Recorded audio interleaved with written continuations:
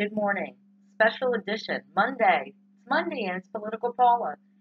I got a lot of responses on Friday's show. And the title of the show was Children Ruin Everything. And it was basically about how many adults can no longer do things that we enjoy because children are using them illegally. And of course, cigarettes and e cigarettes were part of the show. And I got a lot of comments claiming that I was defending the evil tobacco industry and that the tobacco industry knowingly sold an addictive product to children. Well, not exactly. But again, it wasn't just about the smoking. Okay? First of all, I don't know many 17 and 18-year-olds who have lung cancer or COPD or emphysema. If you do, I'm sure you'll let me know. But I also believe that the tobacco industry is not advertising as much as some other industries do to sell things that children should not be using to them. And I'll give you a few examples in today's show. But let's start with the reason we have e-cigarettes in the first place. The reason we have e-cigarettes that are so attractive to teenagers these days is because there was this major war on cigarette smokers. Cigarettes are legal, but it started with jacking the price. They said so children couldn't afford to buy them. So they jacked the price, increased the taxes. The states get all the tax benefits from smokers, and then they decide to just try to make the smokers disappear. You can buy your cigarettes, you just can't use them in public, where a child could see you. Hell, you can't use them in public in adult bars anymore. Sometimes you can't even use them in the privacy of your own vehicle if a child under 18 is present. The reason we have the e-cigarettes is because legal adult cigarette smokers were sick of standing outside in the freezing cold and rain using a legal product that they're paying $12 a pack for. So out came the answer. Like the pharmaceutical companies have an answer for everything that ails you. It might make you a heroin addict, but they have a product for that too. That's later. So sticking with cigarettes for the moment, and again, this is not just about smoking, but for some reason, the tobacco industry gets all the crap, and the other industries that also market products our children shouldn't be using, they're not getting any of the same blame, or the same lawsuits, or the same restrictions even on their product. Okay? I wouldn't even know that there was a cigarette called a Juul with all these fruity flavors, bubblegum and pina colada, until the Today Show and all these other news channels started doing stories about them. And then they got the nanny government involved. We had to do something. I never saw a commercial when I'm watching Everybody Loves Raymond on TBS at 7 o'clock in the morning. I never saw a commercial for Juul or any e-cigarette. Never, not once. So they're not marketing. They're not advertising. They're not allowed to advertise. But this morning I was watching Everybody Loves Raymond, as I tend to do in the morning when I get up, on TBS, a family channel. And I saw several commercials for, I think it was Budweiser. It was beer, Dilly Dilly. Making it look like it's so much fun to drink beer. Well, our children aren't allowed to drink beer either. But the beer companies are allowed to put commercials on at a time when our kids are watching a family channel before school. They're allowed to advertise, and they do. And let's go from smoking now to the alcohol producers. Do you really think that Somebody out there, like a 30-year-old man, said, boy, I would drink if only they made pina colada wine coolers. Hell no.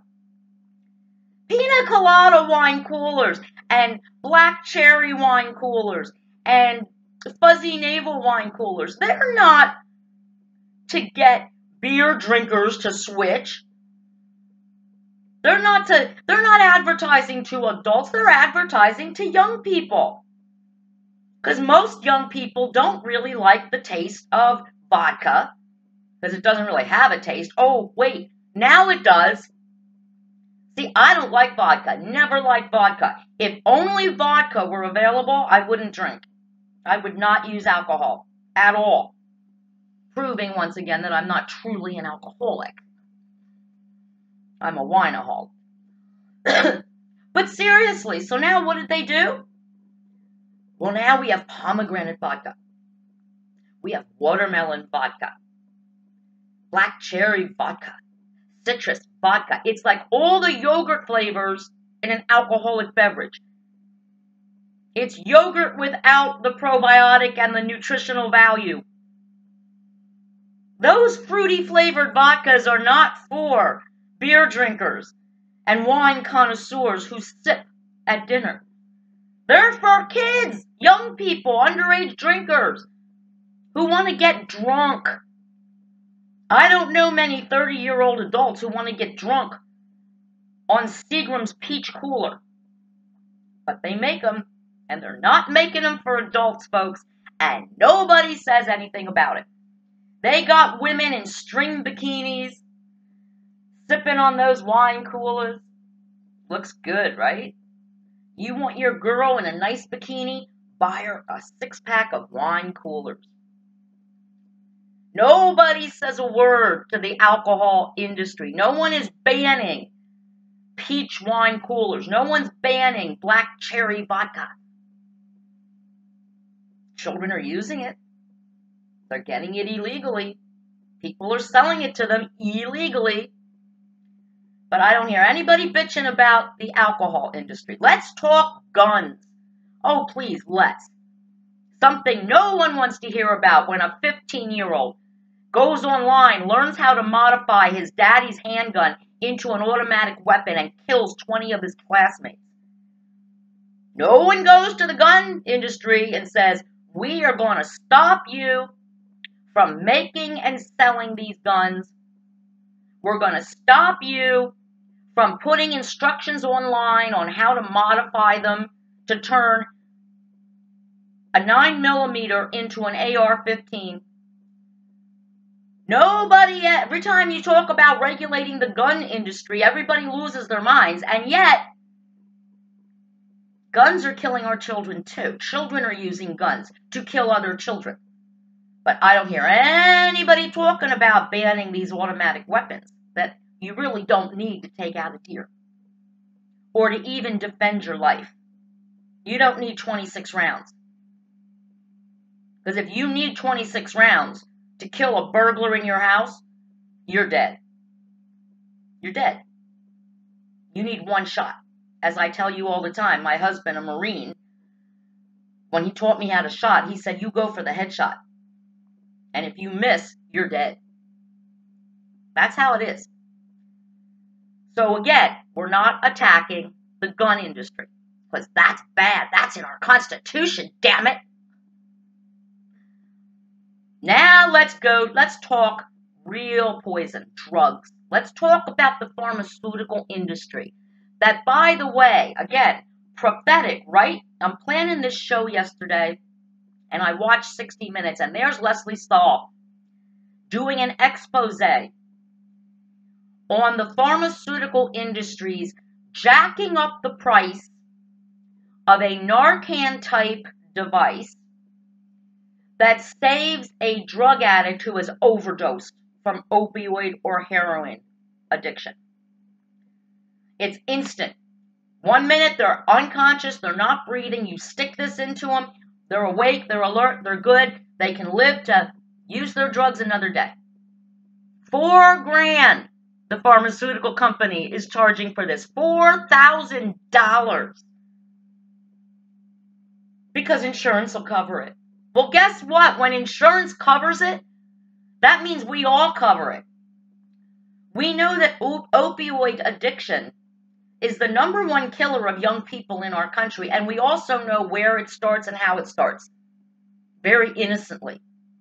A licensed medical practitioner, a doctor, a dentist, pulls some wisdom teeth or fixes a broken arm, and oh, here's a 5-day supply of Vicodin. Get you through the pain. Here's some oxycodone. Get you through the pain. Where did that come from? It came from a pharmaceutical company. Now follow the lines here. Follow the dots. The pharmaceutical company knowingly, by the way, talk about tobacco, knowingly makes a product that, oh yeah, it gets rid of pain, but it also makes you unable to live without it. It's addictive. And they know it, and nobody's stopping them from making it. And don't tell me that with all the brilliant minds that work in a pharmaceutical industry, that they can't figure out how to make a painkiller that doesn't get someone addicted. And by the way, parents, they're giving your children a painkiller that is equal to heroin. Legal heroin is being prescribed to your kids when they have a couple of teeth pulled. Do you know how long it hurts? And believe me, my wisdom teeth were surgically removed in a hospital. Okay? Cut out, stitches down here, stitches up here. They gave me Tylenol. They said, go home and take Tylenol. No prescription, just Tylenol. Do you know how long I was actually in pain? Pain that I needed to take the Tylenol? 24 hours. Even with stitches. Now, I was mildly uncomfortable, but I wasn't in excruciating pain where I needed to be popping pills. And yet they will give a 16, 17-year-old kid 5 to 10 day supply of prescription painkillers, of opioids, when they have their wisdom teeth out. Sometimes when they have a cavity filled, they'll prescribe Vicodin. Really? Are we raising these kind of pussies that they can't handle having a tooth pulled without pharmaceutical drugs, which we know are addictive and nobody's doing anything about? Nobody will dare tell the pharmaceutical companies that they have to stop making oxycodone or hydrocodone or Percocet or Vicodin. Why? Well, that's the question, isn't it? That's the question. Because you don't need these freaking drugs. And it's interesting, I had a conversation over the weekend about the show I did Friday and some of the comments that I was getting. And the person I was talking to actually has taken Vicodin and oxycodone for pain, chronic pain. And right away, oh my God, you didn't say on your show that the pharmaceutical company should stop making oxycodone, right? I'm like, yeah, actually I did, because they're turning our children into heroin addicts. Oh my God. Now see, no wait, did anybody understand that? Don't fuck with my painkillers that are addictive and turn people into heroin addicts, but it's okay to fuck with your cigarettes. You don't need menthol cigarettes. No, I don't need them, I want them. And because I'm an adult, I should be able to go buy them and use them. But once again, look at the difference. Don't fuck with my drugs, but it's okay to fuck with your cigarettes. There you go.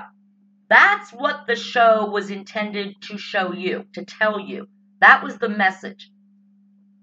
And if it was misunderstood, I take the blame for that. It's my show. But with these drugs, with the pharmaceutical company getting you coming and going, they get you addicted to the pills, then they sell you the drug that saves your life when you overdose. And make no mistake, in most cases when these kids are saved, they say, well, thanks so much, and they're back on the corner scoring heroin. I say that any physician, any medical practitioner who prescribes a drug to a 16-year-old that equals the high from heroin is malpractice. And if I were a parent, my kids wouldn't be taking that shit. I'd be saying, no, thank you. I've got Aleve at home. They're not going to get addicted to the Aleve. They're not going to snort the Aleve. They're not going to melt the Aleve down and shoot it in their veins. I take Aleve for pain, and believe me, I've had some doozy pain in my life. Abscess tooth. Double abscess. You don't know pain like that till you've had it for 3 days before you could get to the dentist. I know that pain. But I wasn't shooting up the oxycodone or taking the Vicodin. My God, I took a Vicodin once in my life and I thought I was going to the ER. My heart was racing. I couldn't stand up. It was ridiculous. Then somebody said, well, you're so tiny, you should only have taken half. I said, the doctor didn't tell me to take half. Hell, the doctor told me to take one every 4 freaking hours. Can you imagine if I had done that? I would have needed the $4,000 overdose medicine. That's the other problem, which we also discussed over the weekend when I was out and about. That they will tell a 300-pound or 250-pound man to take one every 4 hours, and they'll tell a 100-pound woman to take the same dose. Well, can you imagine? That makes no sense, right? But I was never told, because of my slight build, to take a half a pill.